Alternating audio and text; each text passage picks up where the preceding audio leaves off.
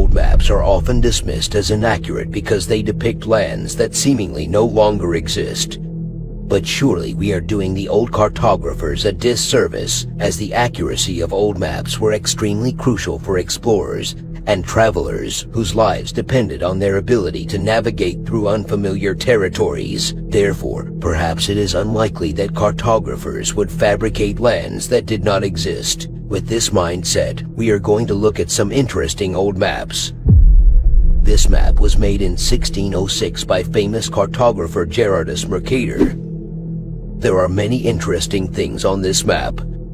First of all, we have Greenland with no ice.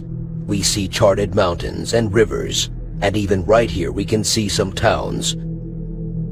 These symbols are how they mark towns on this map.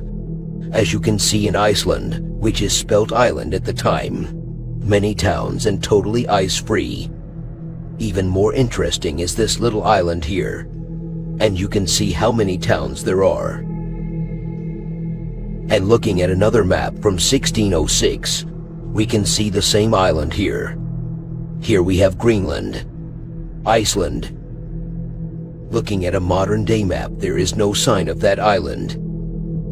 By all accounts, this island no longer exists. Back to the Gerardus Mercator map. We see Russia here. In these times, Russia was called Rus, and this was shortly after the name was Tartaria.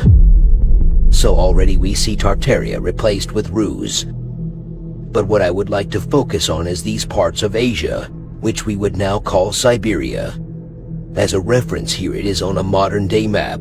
This area here, Upper Siberia, a very remote area of the world. Moscow is over here next to Europe, and most of the towns and cities are in this lower area. So in this region on the old map, we see many towns amongst these mountains.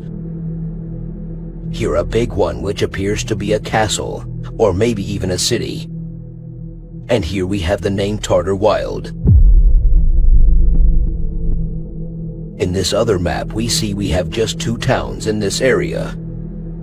Much less activity compared to the other map. Now of course the main part of this map, the elephant in the room so to speak, is this North Pole region. This is absolutely amazing. Now again, this map was created by Gerardus Mercator, the father of the map we all use today. He is a very respected map maker. We certainly cannot assume he was a fool who would make up entire continents of land without substantial evidence of their existence. And here in the center of this North Pole region is Rupes Nigra. This has been described as a magnetic black mountain and is seen in many maps from around this time. Even in this map we see it. Also, this island appears to be gone now, which was located in the Oceanus Tartaricus. But without a doubt this North Pole area seems to be gone on modern maps. So back to this map. Here we see we have a region said to be inhabited by pygmies.